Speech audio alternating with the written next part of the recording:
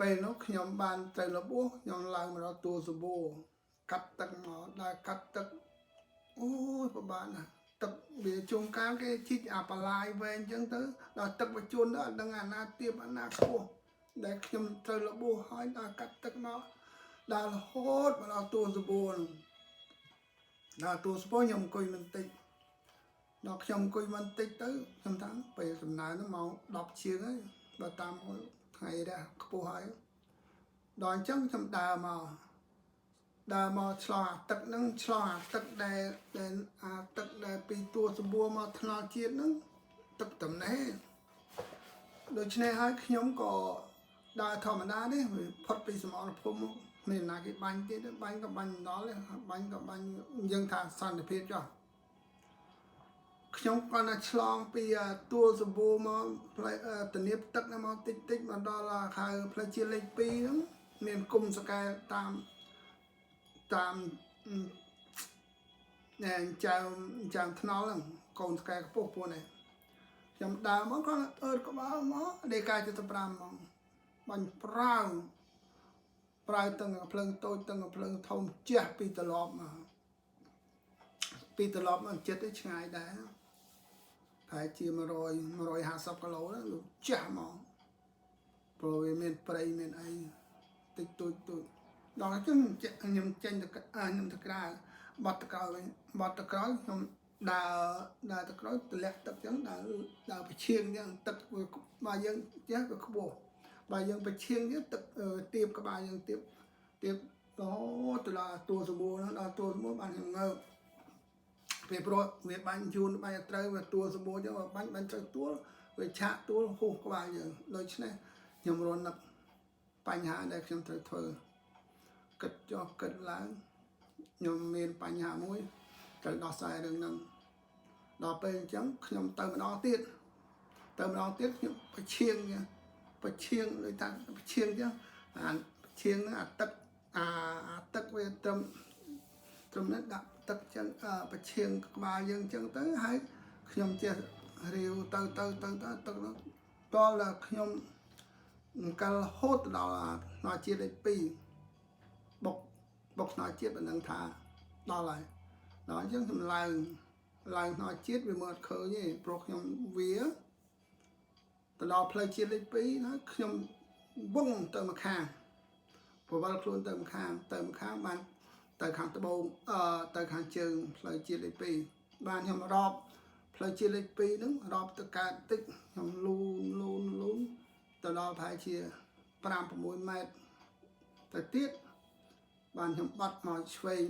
មានភ្លឺស្រែមិនធំប្រហែលនេះភ្លឺស្រែពី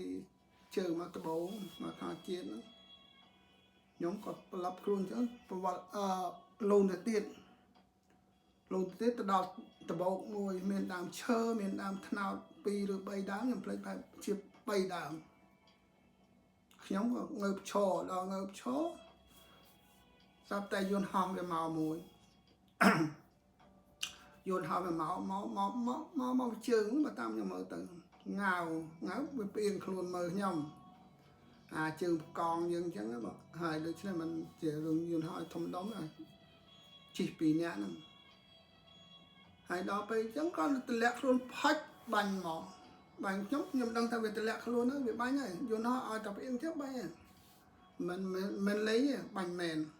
បាញ់ពីកាត់មកលើស្រុចភ្លឺស្រែពីជើងមកត្បូងចុងបាញ់លងភ្លឺស្រែហួសទៅក្រោយវាបាញ់ផាត់ខ្លួនខ្ញុំផ្លត់នោះលែងឈឺអត់ឈឺផ្លាត់ទៅមកខាងដើមថ្នោតនោះប្រវល់ខ្លួនទៅចេះដល់ពេលទៅចេះវាប្រវល់មកទៀតបាញ់